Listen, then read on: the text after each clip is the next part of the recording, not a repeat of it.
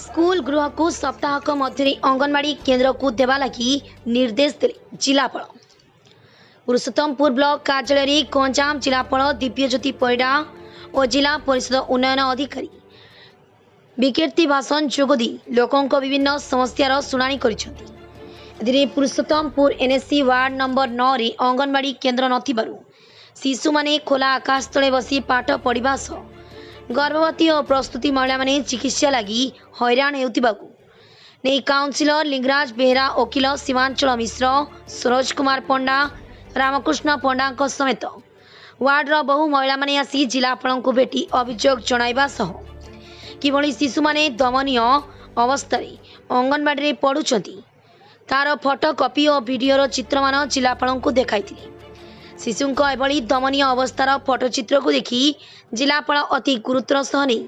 से वार्ड रही धोबासाही प्राथमिक विद्यालय परिसर में अदरकारी गृह शिक्षा विभाग पक्षर बही गोदाम को तुरंत सप्ताहक मध्य NSC ward number 12 ward number 2 रे उच्छेद हो पड़ रही कपिलेश्वरपुर शासन स्कूल किंबा पंचमा स्कूल गृह को स्थानांतर करी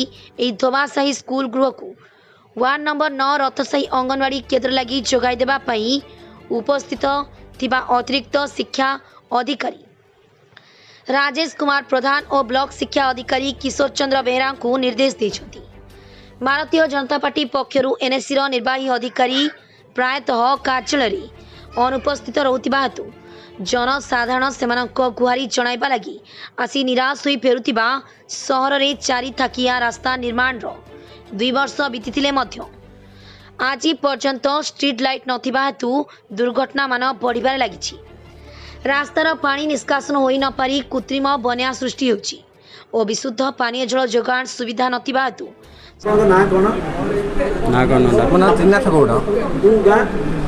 भंजनगर कौन पे ठीक आस्तिलो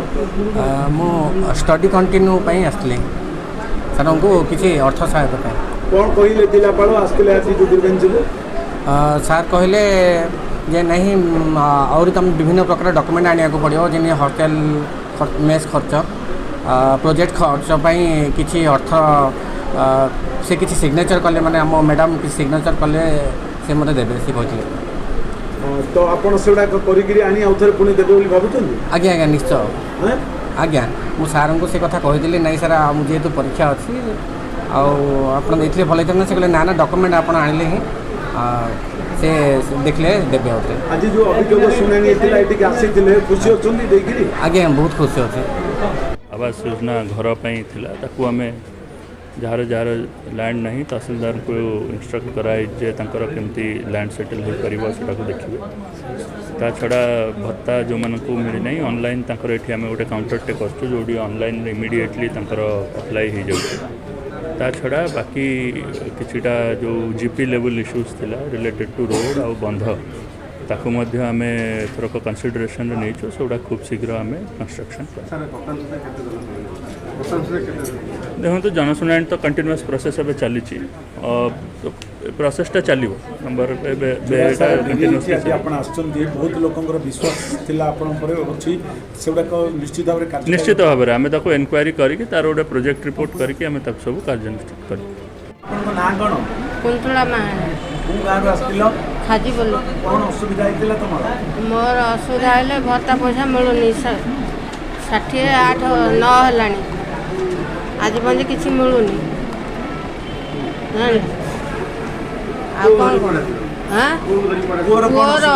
गाड़ी माड़ होगी 5 वर्ष है सिंधी पड़ी परिया चलिया असुविधा घर ना घर थिला बिकिकी देखईदेली